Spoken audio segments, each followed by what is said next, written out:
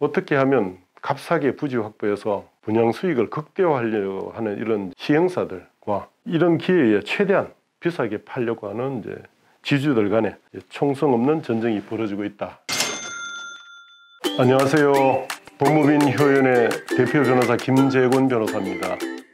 저는 22여 년간 부동산 건설 전문 변호사로서 활동해 오면서 부동산 건설 분야의 다양한 주제에 관해서 신문이나 언론, 칼럼 등을 통해서 나눠왔습니다. 저희 법무법인이 개설한 효연TV에서는 그동안 제가 나눠왔던 이런 부동산 건설 이야기 중에서 사회적으로 이슈가 되거나 당장 현안이 되는 그런 따끈따끈한 주제에 대해서 생생한 유튜브를 통해서 함께 하고자 합니다. 오늘의 주제는 아파트 시행사와 지주와의 전쟁입니다. 2회로 나누어서 한번 살펴보고자 합니다. 먼저 시행사업에 있어서 지주들의 날받기 관행이 왜 생겼고 또 이를 방지하기 위한 주택법에 매도 청구라는 제도가 있는데 이 제도가 얼마나 실효성이 있는가 그거에 대해서 한번 같이 알아보도록 하겠습니다. 최근에 아파트 가격이 엄청 상승한 거 잘 알고 계시죠? 그리고 또 그에 따라서 아파트 분양하는 열기, 공급도 상당수 증가되고 있습니다. 근래 몇 년간 주택 경기가 활성화되면서 전국적으로 아파트 건설 붐이 일어난 거죠. 거기다가 최근에 정부가 이 아파트 가격이 오른다고 억누르기 위해서 강력한 대출 규제 정책도 펼치고 투기 과열지구도 지정하고 분양가 상한제도 실시하고 또 게다가 임차인 보호라는 목적으로 임대차 3법을 실시함으로써 전월세 풍기 현상 이런 걸 통해서 아파트 가격 상승에 불에다가 기름을 부은 꼴이 된 것 같습니다. 그래서 결국 전국적으로 집값이 상승하고 서울이나 대구, 부산 같은 일부 지역은 연일 신고가, 최고가 행진을 하고 있는 과일 양상을 보이고 있는 거 잘 알고 계실 겁니다. 이런 상황에서 어쨌든 아파트 가격이 상승하니까 아파트 시행사 입장에서는 어떻게든 땅을 사가지고 확보해서 아파트를 많이 지어서 분양해야 돈이 되니까, 수익이 되니까 최대한 그런 아파트 부지 확보해서 아파트를 지으려고 노력하고 있고, 그 땅의 지주들, 시행사의 땅을 파는 지주들 입장에서는 이런 기회에 시행사들이 달려드는 기회에 한몫 잡기 위해서 또 엄청나게 비싸게 팔려고 총성 없는 전쟁이 지금 벌어지고 있는 거죠. 여기서 사실 우리 아파트 같은 주택 공급이 어떻게 이루어지느냐에 대해서 잠깐 살펴보겠습니다. 주택 공급은 국가 공공기관이 공공택지 개발을 해서 공공임대아파트나 이런 걸 공급하는 경우도 있지만 대부분 민영개발이 대부분의 사례지요. 도심의 어떤 재개발, 도시 및 주거환경정비법에 의한 재건축이나 재개발 이런 사업으로도 공급이 되고, 우리가 민영개발을 할 수 있는 아파트 시행사가 땅 사 모아가지고 직접 시행을 하는 그런 사업과 지역주택조합을 만들어서 사업하는 거, 이런 사업들이 주류를 이루고 있습니다. 시행사들이 아파트 가격 폭등에 따른 분양을 하기 위해 가지고 전국에서 아파트 지을 만한 땅을 다 이렇게 휘젓고 다니다 보니까 아파트 땅값이 엄청 올랐습니다. 그야말로 천정부지로 치솟은 거죠. 그렇게 된 데는 일부 알박기식으로 버티는 그런 지주들이 있다는 겁니다. 사실 이런 알박기식으로 버티는 지주들이 엄청난 고가의 어떤 땅값을 요구하는 바람에 아파트 분양가도 같이 상승하게 되고, 경우에 따라서는 이 사업 자체가 난관에 부딪히는 그런 사례까지 생겨나고 있습니다. 제가 알기로는 이런 대구 지역만 해도 과거에는 알박기식으로 버틴다 해봐야 3.3제곱미터 한 평당 한 2, 3천만 원 정도 요구하면 참 많이 요구한다는 정도였는데, 요즘은 평당 5천이나 1억까지도 요구하는 시대가 되었습니다. 그만큼 사업 추진에 장애 요소가 되겠죠. 이렇게 땅값이 많이 들어가면 사업 추진하는 시행사, 사업 주체 입장에서는 사업성이 그만큼 이득이 줄어들기 때문에 사업성이 그만큼 없어집니다. 그래서 결국은 전혀 수익이 없어서 마이너스가 되어가지고 사업을 접는 경우조차 생길 수 있는 겁니다. 결론적으로 지금 상황은 어떻게 하면 값싸게 부지 확보해서 분양 수익을 극대화하려고 하는 이런 시행사들과 이런 기회에 최대한 비싸게 팔려고 하는 지주들 간에 총성 없는 전쟁이 벌어지고 있다, 이렇게 볼 수 있습니다. 자, 그러면 지금 주택법에 매도 청구 제도가 있습니다. 이 제도가 바로 이런 지주들의 어떤 날받기식 어떤 관행, 엄청난 고가로 팔려는 이런 부분들을 어떤 저지할 수 있을까, 저지하는 제도로 만들어진 것으로 보여지는데 과연 이 주택법상 매도 청구 제도가 이런 지주들의 알박기 관행에 쇠기를 박을 수 있을까? 그에 대해서 한번 살펴보도록 하겠습니다.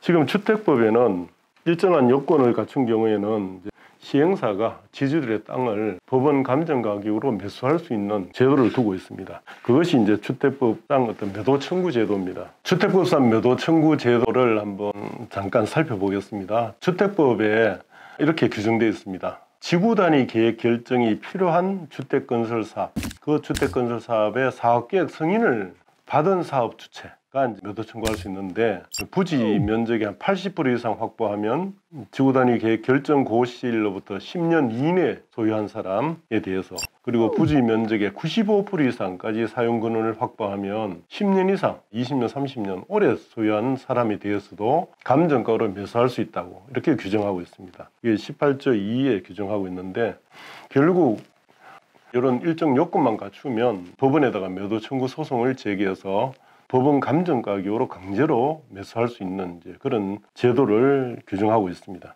그러면 쉽게 누가 생각해도 법원에다가 그러면 안 팔려는 사람은, 그러니까 80% 또는 95% 이상만 확보하면 나머지 버티는 지주들에 대해서는 법원에 매도 청구 소송 제기해서 뭐 손쉽게 법원 감정가로 살 수 있네, 이렇게 생각할 수 있는데, 근데 실제로는 그렇지 않다는 겁니다. 그 이유를 한번 살펴보겠습니다. 현실적으로 이 매도 청구 제도가 제대로 작동될 수 없는 어떤 구조적인 이유가 있습니다.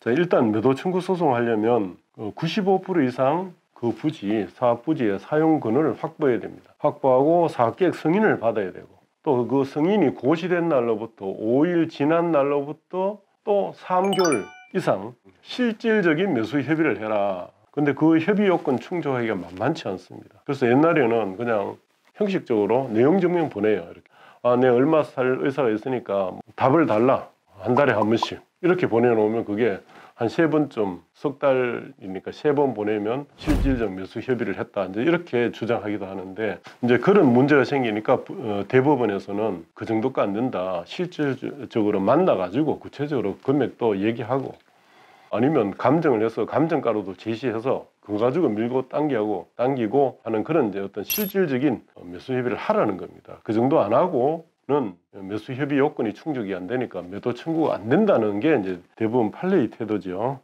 근데 뭐 대부분 판례를 기준으로 보더라도 실질적 매수 협의의 기준이 좀 모호합니다. 그래서 어느 정도까지 만나서 어느 정도까지 제시를 해야 되는지가 좀 불명확하고, 또 지주들 보면 매수 협의를 하려고 연락해도 일부러 연락 안 받고, 또 만나는 것도 뭐 교묘히 회피하고 그래 놓고 나중에 이제 소송이 되면 실질적 매수 협의한 적이 없다고 우기기도 하죠. 그래서 결국은 이제 시행사 입장에서는 이제 이런 경우를 대비해서 미리 매도 청구 소송을 법원에다가 제기해서 법원에서 하는 조정기일, 법원에다가 조정을 신청하든지 해서 조정기일에 서로 간에 협의하는 거, 그런 방식으로 합니다. 그렇다고 쉽게 협의가 되는 것도 아니고, 협의가 안 되면 결국 재판으로 가는데, 그렇지만 이제 소송에서 바깥에서 만나가지고 매수 협의한 거는 뭐 증거 내기도 쉽지 않은데, 소송에서 판사의 중재나 조정위원회 중재 아래 조정을 했는 거, 그거는 실질적 매수 협의로 인정될 가능성이 상당히 이제 크지요. 그리고 이제 매도 청구 소송 자체도 진행하기가 쉽지 않습니다. 왜냐하면 매도를 거부하는 지주들은 소송이란 게 상대방한테 뭔가 소장이 더 송달이 돼야 진행이 되는데, 일부러 송달을 안 받아가지고 재판이 지연되는 경우도 많습니다. 그래 안 받아가 나중에 결국은 뭐 특별 송달까지 하는 그런 사례들이 있습니다. 1심 판결까지 났다 해도, 그럼 1심 판결로 바로 1심 판결이라는 거는 이제 매매 대금을 이제 공탁한 그 매매 대금 수령한 것 동시에 소유권을 넘겨라, 그리고 이제 인도하라, 이런 어떤 판결이 나는데, 근데 소유권 부분은 지주가 항소하게 되면 결국은 대법원까지 가서 확정돼야 소유권이 넘어옵니다. 또 어떤 지주들의 경우는 세입자를 통해서 명도를 거부하는 경우도 있어요. 세입자한테 기간이 다 된 세입자 기간 유예 주기도 하고요, 기간을 연기해 주기도 한다는 거죠. 그러면 세입자가 또 버티는 것 때문에 사람을 못 내보내니까 결국은 철거도 못하고 제대로 착공도 못하는 이런 문제들이 생기는 겁니다. 무엇보다도 시행사 입장에서 가장 큰 약점은 시행사들이 원래 자금력이 약합니다. 사업부지 소유권을 확보한 그 노력 가지고 이 사업을 하는데, 그러다 보니까 거의 땅값부터 해서 공사비 거의 모든 돈을 차용해야 됩니다. 금융기관으로 차용하려면 차용해주는 금융기관, 또 그 보증해주는 기관 도움을 받아야 되는데, 막대한 비용을 차용하기 위해서는 또 막대한 이자를, 금융 비용을 내야 됩니다. 부담해야 된다는 거지. 토지 대금이나 건설비 지급하려면 거의 수천억 가까이, 이게 프로젝트 파이낸싱이라 하는데, 이런 PF 자금을 이용하다 보니까 막대한 금융 비용이 드니까 일단 사업 일정을 최대한 당겨야 돼요. 이게 늦어진 이상은 매달 수억씩, 몇십억씩 이제 이자가 들어갈 수 있습니다. 그러다 보니까 시행사가 원래 자금력이 없는데 사업 수익에서 그 이자 다 공제되고 나면 결국은 사업 수익이 다 날아갈 수 있습니다. 어떤 경우는 적자 나는 경우도 있고, 그래서 결국은 시행권을 그냥 포기하고 나가는 경우도 또 생깁니다. 결국은 지주가 갑이 되고 시행사가 을이 되는 그런 사정을 좀 이해할 수 있습니다. 마지막으로 한 가지 문제를 짚어보면, 이 지주들의 어떤 학습 효과라는 게 있습니다. 지주들의 학습 효과. 이게 참 시행사 입장에서는 참 어려운 문제죠. 학습 효과라는 게 앞에서 다른 경험이나 이렇게 들어가지고 배운 지식을 이용하는 겁니다. 해당 사업 부지, 인근의 부지에서 제일 비싸게 팔린 사례, 심지어 어떤 대구시에서 제일 비싸게 팔린 사례, 평당 얼마, 이런 걸 요구하기도 합니다. 최소한 그 금액 정도, 아니면 그보다 이상 받아야 되겠다. 거기에 대해서 시행사로서 할 수 있는 거는, 당신 그렇게 무리하게 요구하면 주택법위에서 감정가로 사겠다, 매도 청구를 해서 이제 그런 식으로 압박할 수밖에 없는데, 그런 경험이 있거나 이런 사람들은 그런 압박이 전혀 효과를 발휘할 수가 없습니다. 그래 봐야 결국은 돈 다 주더라. 재판 가도 요구하는 돈 다 주더라.